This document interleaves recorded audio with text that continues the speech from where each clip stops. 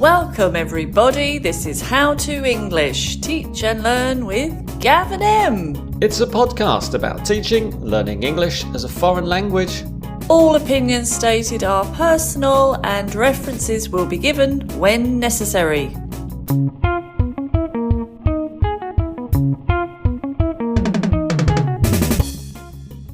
And what would you do if...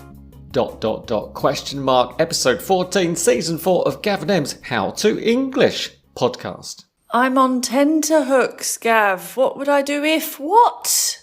But first, Em, if you're enjoying Gav and Em's How to English podcast, share it with a friend, a colleague, with a school.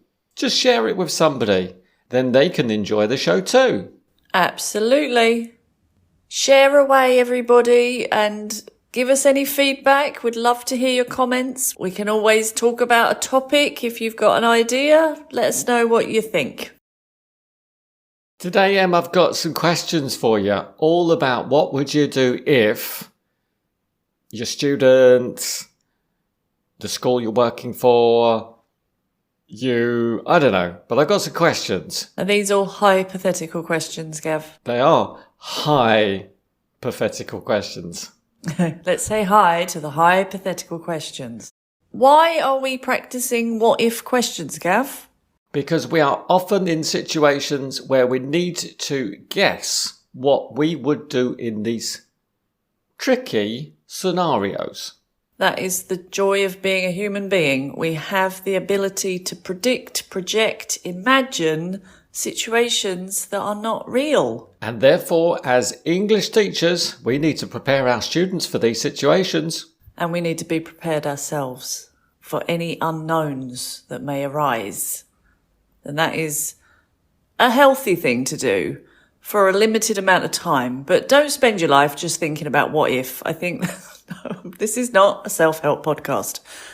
Let's get down to some English language. What am I talking about? That's right, Em. These questions that I have prepared for us are all about what would you do if your students, what would you do if your school, that kind of thing. Like everyday situations. Let me jump in. What would you do if a student was repeatedly late? That is tricky. I would definitely, at the beginning of this period, say something to the student. What would you say? I would say, why are you late? And please be on time. And if it happens again, I might need to tell the school or the company that I'm working for, because attendance is important and the group requires so many students maybe to continue. And it's just a bit disrespectful if you're late every time. To both you, the teacher, to the fellow students. Yeah, I probably wouldn't say that to the student. But anyway, I think I would definitely say, please be on time, do your best. But if they were repeatedly late, then I would probably have to just take it to a higher level. Tell their mum? Yeah. Tell on them, snitch, just get them in trouble is what I would do. What would you do? I think I would follow the same steps and just really understand why the student was late. Is it because of a conflict on their timetable? Is it because they're just not taking their English lessons very seriously?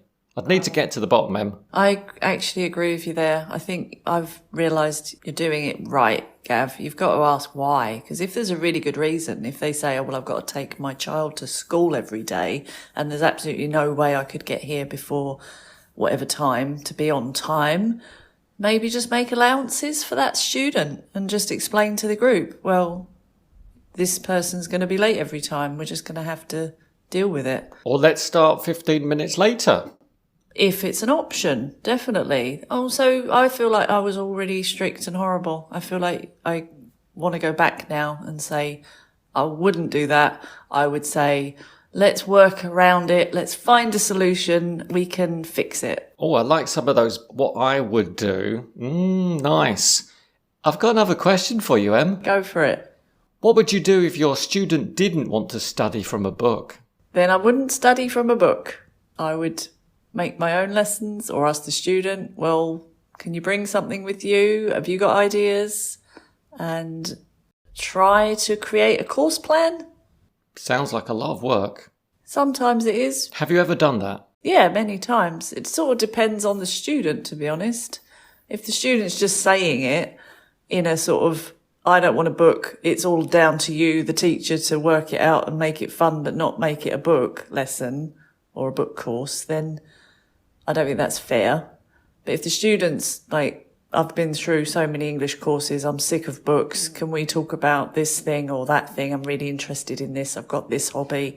My job's really difficult. I'd need to talk to you about this, this and this. Then that's my kind of student, Gav. Still sounds very challenging if you don't already have some materials and instead you have to write everything for every lesson. I used to fear that. I used to be terrified of students saying no book, but now I actually think it's liberating and more interesting, and every lesson has potential for fun and exploration, and you just got to be, you got to be on form, I think, with those students, ready to develop the lesson, take it where it needs to go. Makes me feel anxious just hearing that, Em. But that's how you teach, Gav. I don't get why you're worried. This is your whole method. Em, what would you do if a student laughed at another student's English mistakes? Frown at them. Not the one that made the mistake. Frown at the one that laughed. Oh, that's a very powerful tool, the frown. That's the upside down smile, isn't it? Yes, it's my secret weapon, and I use it occasionally, but when I do, it's very effective. Daggers from the eyes? Yeah, nip it in the bud is what I would say. Is a frown strong enough if you're nipping those buds? Yeah, my frown's like a pair of secateurs. It's sharp and it cuts straight through anything. My point is just make it clear you're not approving of the laugh, and I would definitely not join in. Not join in. Why are you laughing? I wouldn't join in. No. Once you start encouraging that behaviour, it can become a slippery slope. Where everybody's laughing at everybody's mistakes. Yeah, and I don't like that environment. I'm not a fan of pointing, laughing at people. Laugh with people. And maybe once you've got the students or the group's trust, and then they're making mistakes that are genuinely funny or just repetitive. Like I've got students that just can't say a word the right way, and they just sort of slap themselves in the head every time, and they say, I just can't do it right. And it is funny because they're making it funny. So I think if you get students that are happy to go along with it, it can actually be quite a good tool for correction, because it's like the whole class goes quiet and knows that that's the mistake that student always makes, and they sort of know to correct it. So judge the vibe. But as a rule, I wouldn't laugh. And I wouldn't say anything to keep that going. I agree. What would you do if your student arrived early to class? Oh, that's also a hard one. Maybe harder than the other way if they're late. And this could be a physical class or an online class? Well, online's easy. You don't have to join. You can literally join on the second that the lesson starts. But if it's a face-to-face class, then the door is open. I suppose you could keep the door shut if you wanted to. Curtains closed. Lock it if necessary. Exam in progress. Do not enter. But I have been in situations where students have arrived early and they're all keen and happy to get an extra English lesson before the English lesson. And a free personal one-to-one lesson for 10 minutes before the other students arrive. Yeah, which is fine if you're in the right mood and you're feeling friendly and you haven't got loads of stuff to plan or activities to put out or things to stick on the walls, whatever. I don't know. I think I would be friendly and encouraging and say, it's nice you're here early. What a great student you are. And that would be very encouraging. And you might see that student every week at the same time, early. Probably would if you are friendly like me.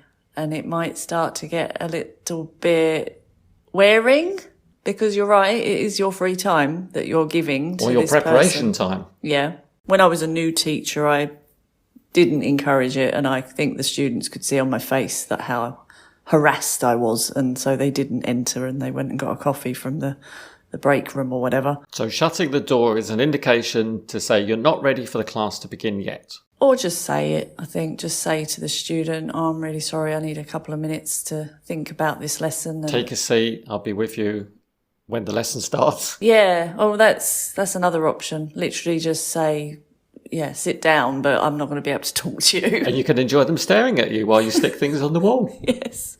Or if you really need to, like you said, just close the door, open it when you're ready. That is a good solution. So I can't think of anything else that I would do other than saying to the student, go away, leave me alone, I'm stressed, I'll talk to you later. And we don't do that. We're No, nice we don't people. do that. Nobody does. We are nice people. But I've seen teachers arrive at the lesson at the exact time the lesson starts. Or possibly 2 minutes late. That happens. So if you are really against talking to your students before classes, don't arrive early yourself if you don't need to plan it. But that is a problem because many teachers do need to arrive early and set up and put all the books out. And I do. I definitely do. But if you haven't got a set up, so to speak, if all you've got to do is plan mentally, you could do that from a teacher's room. Just, go there when you're ready to be on. Switched on. Yeah.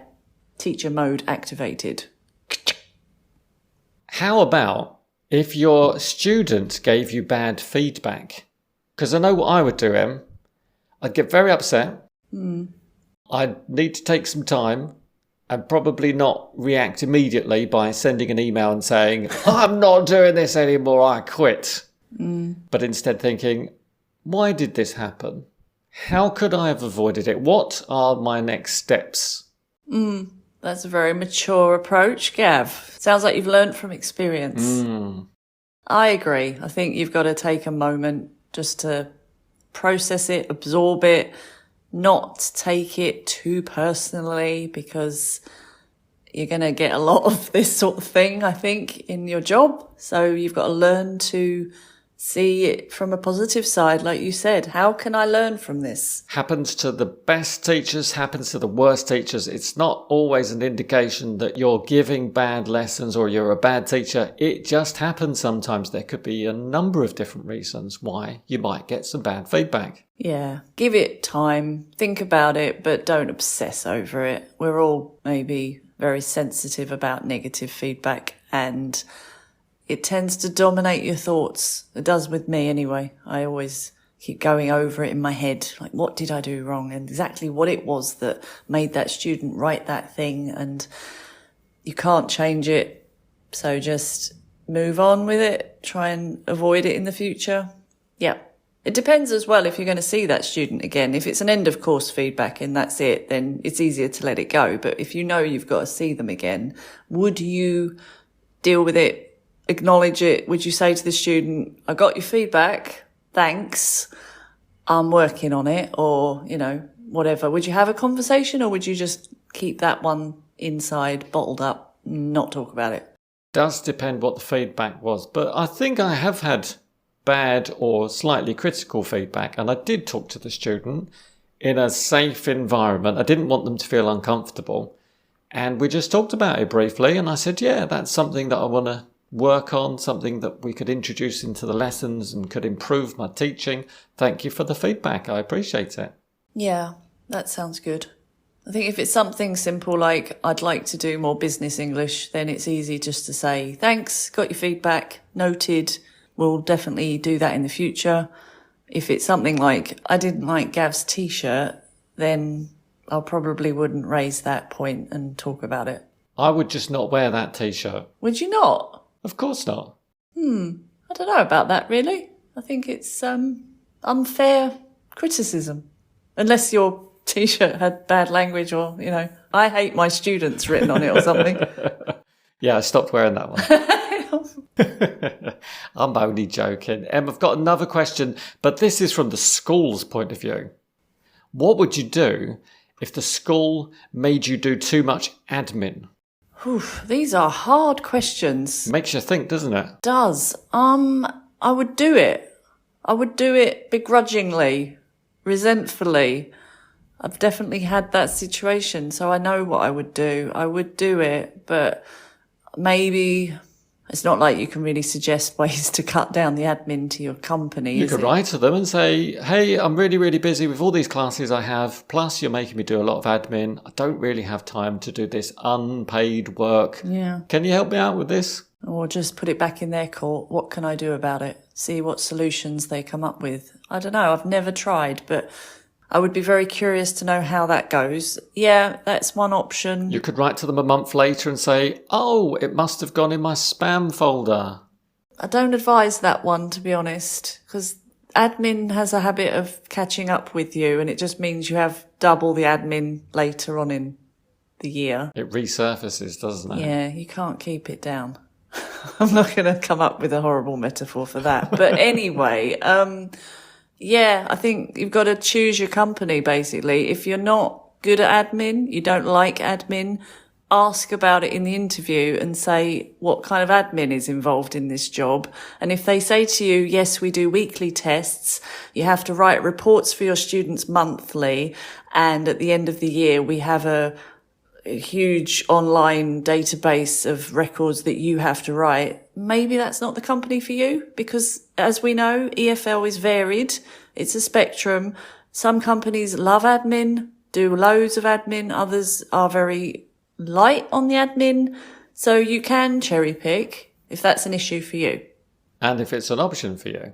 Yes. Sometimes you just got to do what you're told to do. Yeah, and I've been in companies where the admin has got more and more and more, and that is, again, a really hard situation. It can go up incrementally, so you don't really notice that there's a little bit extra each month, and then by the end of the year, you've got 4 times the amount of admin you had when you started the job, and it's not fun anymore.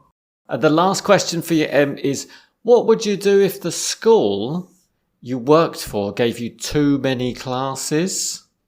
It depends if I was freelance or a contract teacher. If I was a contract teacher, I wouldn't have a lot to argue, really. If you've signed a contract to say you're going to take that many hours, then there's not much you can do. You could ask beseechingly if they would reduce your hours, perhaps. Maybe there's another teacher who can take some of your classes. You could negotiate something. But I think you've really set yourself up for that, to be honest. But if you're freelance, then ball's in your court. You can take what you want, dump what you want, keep what you want. You can be fussy. I like all of those answers. Where were those questions from, Gav? I just made them up. Ooh, they were good. Thanks for answering them. That was all second conditional for hypothetical or unlikely, unreal situations. We did jump the gun slightly. Maybe we should have gone in a little bit lower. Lower? A lower number of conditionals. You mean like first or 0? 0 would be the lowest denominator of those particular conditional if clauses. We did it Gav and Em style, which was to dive into the middle and then work backwards messily. So should we go back to 0? Well, before we do... We're going to do third. You want to jump to third? Go back to 0 after that. Em, I have 4 answers to 4 of the questions I just asked you. Uh-huh. Now, they're not all of the same type of conditional sentences. Why not? Because I've got a little challenge for you. Oh, I love challenges, Gav. I want you to tell me what type of conditional sentence it is, what's the form, and which question I was answering. You don't ask much, do you? Okay. Woohoo. I hope the followers were following very closely, because this is a real challenge. Are you ready? Maybe not, but I think you might need to help me with this. My first answer is, if my students give me bad feedback, I cry. Okay. So the question was, what would you do if your students give you bad feedback? And you answered with 0 conditional. If plus present, and then it's a present simple statement after a comma. So it's like a fact. This is what happens on a regular basis, and if it happens, you cry. It's a true statement, Em. Yeah. Just small tears welling in my eyes. Okay. My second sentence is, I'll tell them I already have enough classes. And this would be the question about what would you do if your company gave you too many classes? Perhaps it happens to you, and so it's a real situation. So you're saying, well, it does happen to me, and when that happens, or if that happens, I'll tell them, what was it? That I already have enough classes. You're talking about first conditional, which is if plus present tense, and then comma, future, which could be will, going to, present continuous for future, with infinitive. Nice. Thank you for describing that. My third sentence, Em, is I would ask them if they want their lesson on another day or at a different time. Maybe this is what would you do if your student was late on a regular basis? That's correct. And that is following the pattern of second conditional because it's a hypothetical situation. So you're talking about it in the if plus past, comma, would or wouldn't plus infinitive. I've been teaching conditionals this week, Gav. It's fresh in my head. You are definitely prepared. And finally, if they had laughed, I would have told them not to laugh again. This question was, what would you do if a student laughed at another student's mistake? And you're responding in a sense that you're remembering that it happened to you last week, maybe yesterday, in the past anyway. But it didn't happen, fortunately. It's like a hypothetical past situation that didn't happen. If plus past perfect, comma, would, wouldn't plus present perfect. Would have plus past participle verb 3. You are correct. Sorry, but I'm interested in third conditional form because if you start going down the if plus had plus past participle blah blah blah, I just say to my students if plus past perfect, would plus present perfect. My students don't know past perfect and they don't know present perfect, but they probably would know if plus had plus past participle or verb 3, would plus have plus past participle, verb 3. Gav, I would argue if your students don't know present perfect... They just don't know the names of them, Em. Oh, I was going to say they're not ready for third conditional if they don't know those tenses. I didn't say they were ready, but maybe they said, Gav, what's this? And I say, it's third conditional. We use this for things that didn't happen or we regret or something. Good point. So sometimes these big EFLE type phrases don't always make sense to students, but... Like EFLE, for example. Yeah. Doesn't make sense to anyone. I think we need to zero in on zero conditional, Em. How are we going to do that? I've got some sentence starters, facts about science. Maybe you can finish them for me. Oh, science. Okay. Well, not only science and other stuff. Not my strength, Here we but go. I will try. Ice melts. Ice melts? I thought you said ice melts. Ice melts at a warm temperature. If. Sorry. Ice melts. Maybe the followers can also try while you're trying to come up with the answer. Yeah. Ice melts if you sit on it. Yes. Unless you're very, very cold, and then it might not. It might just... I think you'd have to be a corpse not to melt. Anyway. Plants thrive. Plants thrive if they are in the sunshine. It gets dark. It gets dark if you close your eyes. Gav smiles. Gav smiles if you can say a third conditional sentence correctly without any grammar mistakes. Em laughs. Em laughs if her students say third conditional sentences with mistakes. No, not really. No, I don't. Your students have fun. Your students have fun if they play a game. And finally, you get lots of teaching and learning tips. Nice, Gav, nice. You get lots of teaching and learning tips if you listen to Gav and Em's How to English podcast. Thank you, Em. Nice examples. Thank you, Gav. Nice sentence starters. And I think teachers could probably come up with their own starters to use in their classes to practice the zero conditional. Any conditional, that's a really good activity. I've done that this week. Get students to finish the sentences. If I were a bird, if I were invisible. It's good for second as well. Any, really. Em, we've done second. Let's think about first conditional. How can we practice first? What about a conversation starter chain story continuation activity, Gav? Do you know that one? Great title. Familiar with that? Yeah. So I make a sentence with a conditional, first conditional, and you use the second part of that sentence to start your next sentence. Let me have a go. So I'm going to start. If I wake up early, I'll go to the gym. If I go to the gym, I'll lift some weights. If I lift some weights, then I'll get big muscles. If I get big muscles, I'm going to buy a tight t-shirt. If I buy a tight t-shirt, I'm going to wear it clubbing. If I wear my tight t-shirt clubbing, I'm going to be really popular. And if I'm really popular, I'm going to start my own Instagram account. That's my goals. Em, I like the way you finished that sentence. You decided it was over, but okay. That was good. The thing is, it can go on and on and on, can't it? Forever and ever. Some people it can, yeah. If you've got creative students, you could keep going for a while. Now, we don't need to practice the second conditional because the whole first part was about second conditional. Yes, I noticed that. What would you do if?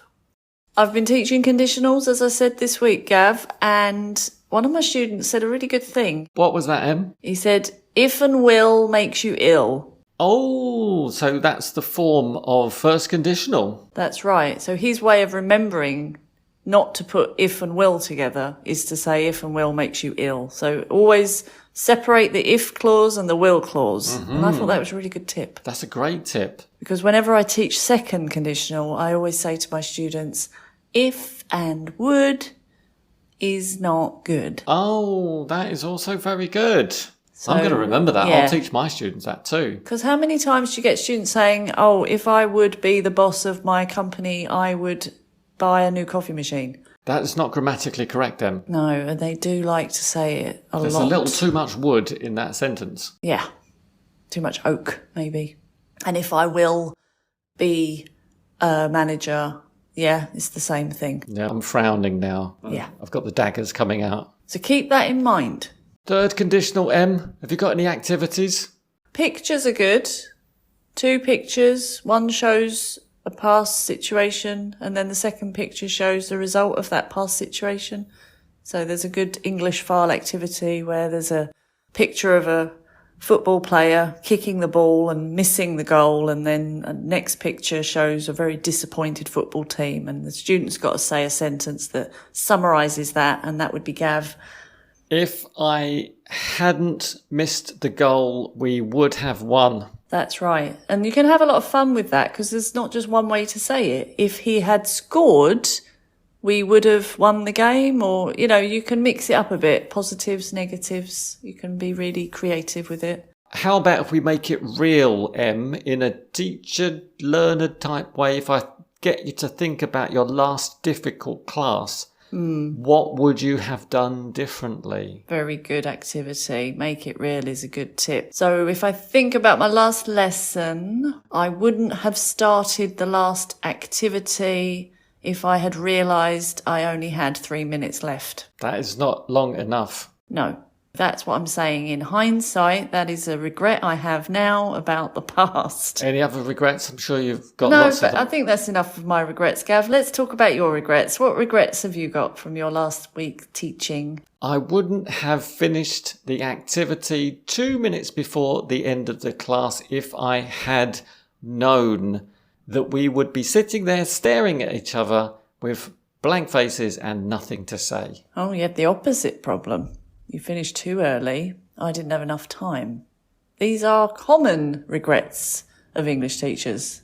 So always be prepared with your little list of extra questions for the last couple of minutes of the lesson. For example, Em? What's happening after this class? Exactly. Have you had lunch yet? Yeah. What's for dinner? Watch the time just ticking away. Mm. Gav, I think it's time to introduce our special guest today. And that is Arpana. And Arpana is an English IELTS and accent trainer at Arpegis. You can find her on Instagram under AFB IELTS and at her website. Links will be in the show notes, where she shares vocabulary, grammar and pronunciation tips for learners of all levels, plus strategies for exam students preparing for the IELTS exam. And this has practical exercises to help you improve your speaking, reading, writing and listening skills. That's right, Em. We've been really lucky to collaborate with Arpana on today's show, as she's kindly recorded a mini lesson on the topic of conditional sentences 0 to 3rd. Before you listen to Arpana's recording, I want you to go to our show notes and download the quiz worksheet, which you can complete during the next part of today's show. Gav, I think I'm going to do that too. Hello, my name is Arpana, and today we'll be looking at conditional sentences. There are 4 conditionals: zero conditional, first conditional, second conditional, and third conditional. They come under the category of if clauses. These sentences may seem overwhelming for basic students.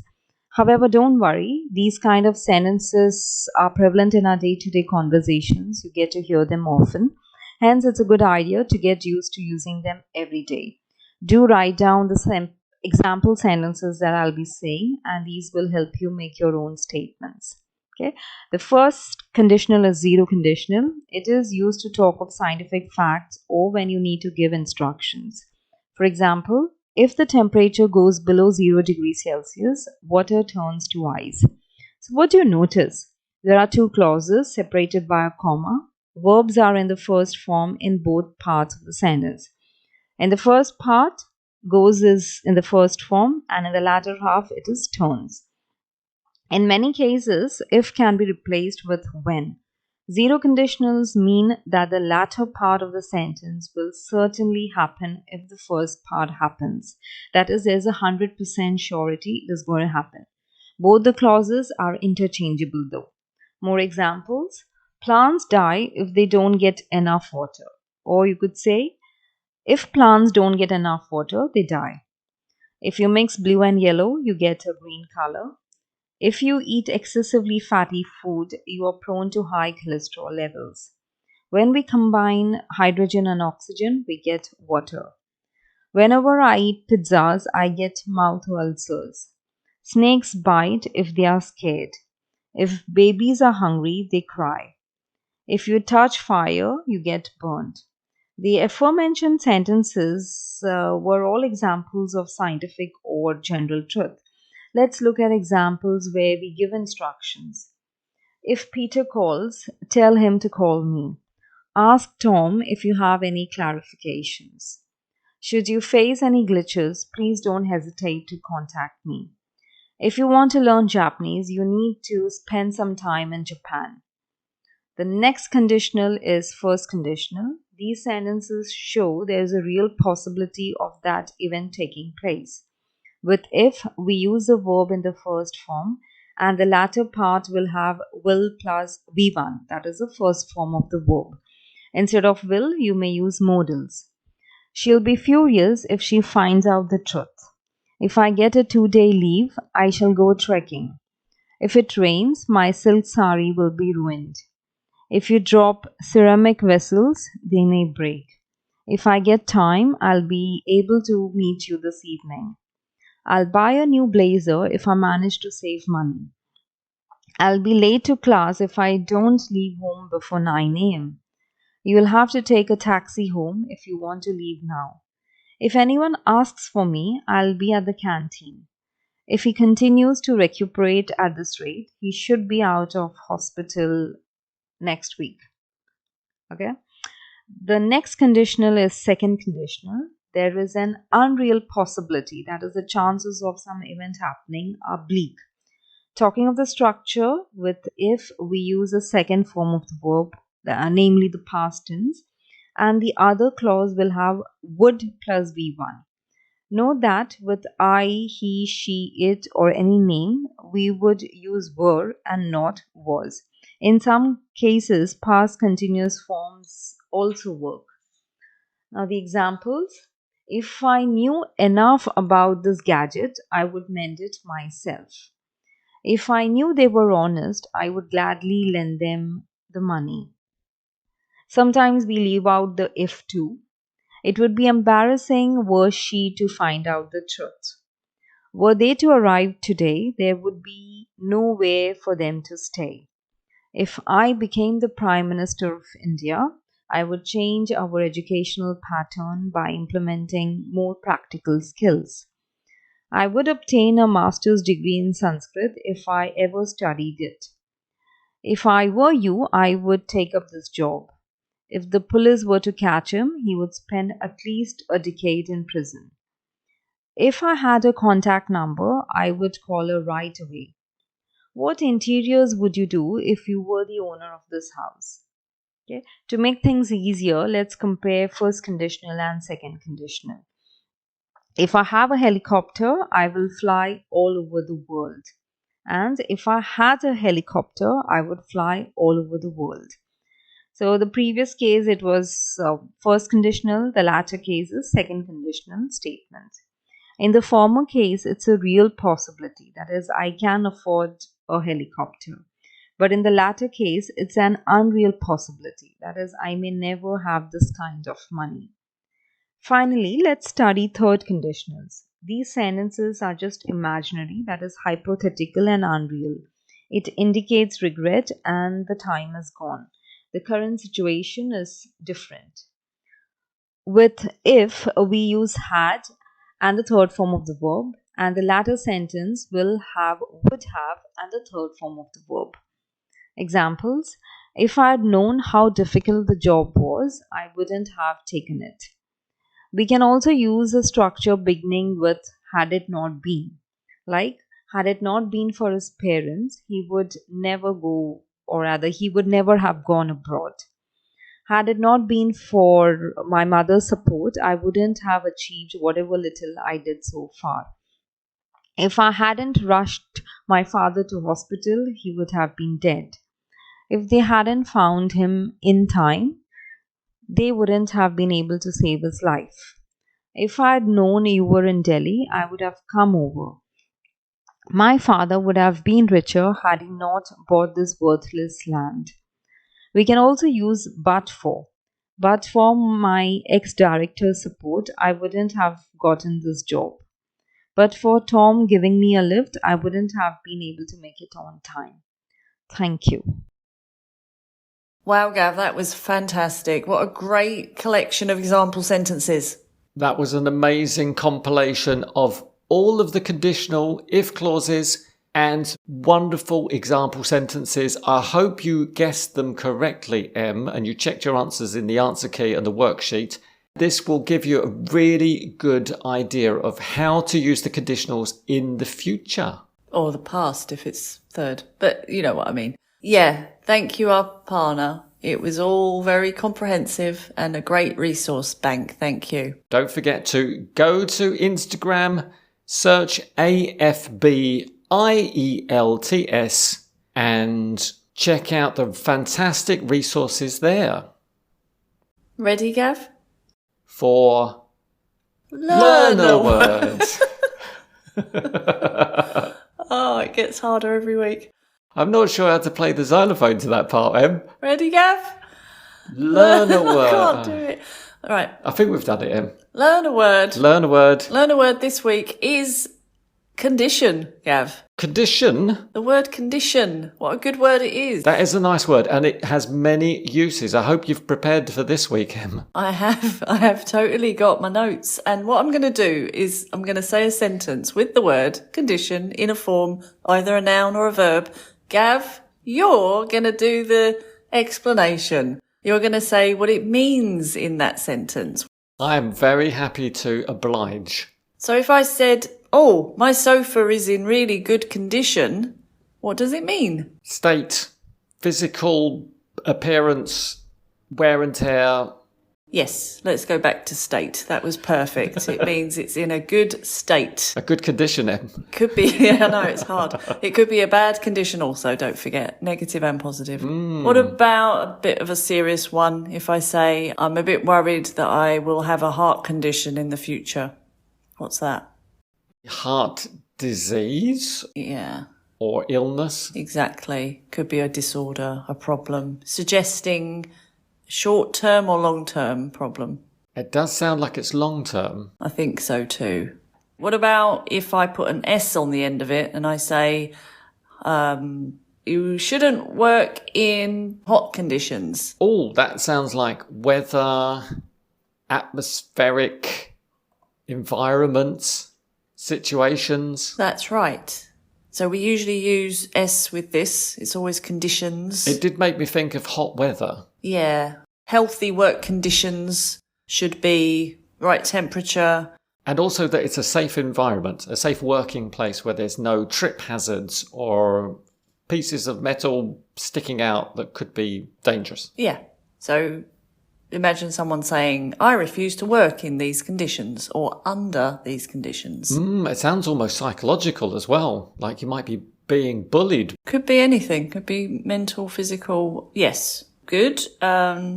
What if I said, I will help you with the next podcast episode on one condition, and that is you need to buy me some chocolate.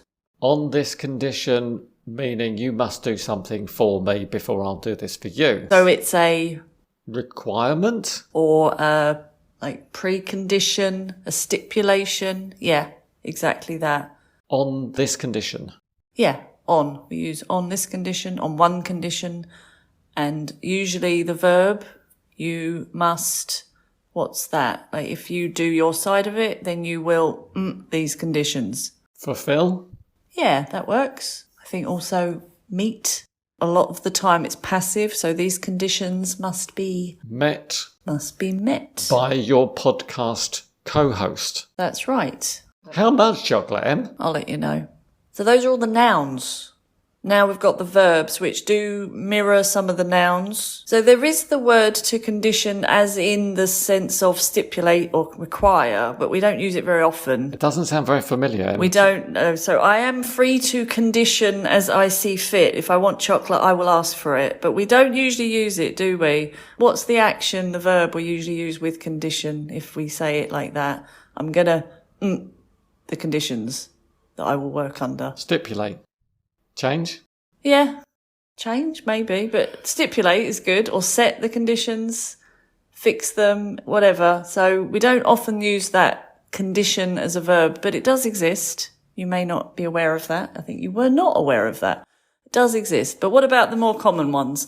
We are conditioned to think that quitting is wrong. That takes us back to episode 12, giving up. That's right. So if I say that, we're conditioned to think that quitting is wrong. What does condition as a verb in that sentence? Raised, brought up. Yeah. Taught. Yeah, that's it. A little bit like controlled as well, maybe. Exactly. And the final one is I condition my hair twice a week, Gav.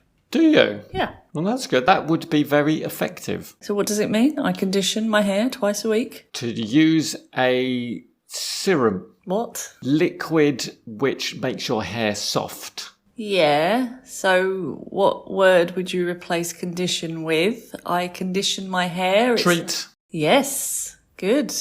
Paint. No. Go back to treat or say nourish, improve. Nourish or improve. Because you can condition a sofa as well as your hair. You know, it's like you're putting it into a good state. Yes, that's right. And then, of course, we have the conditional sentences. Which I think we've definitely covered in a slightly random way, but completely. Yeah, I'll go along with that. Random part. Yeah. Is that everything, Gav? I think it is. So if you don't have any more questions, Em, I will leave. I feel like that was an example sentence, but yes, very good. And if I had known how random today was going to be, I would have planned it a bit better. Thank you very much. See you next time, Em. See you, Gav.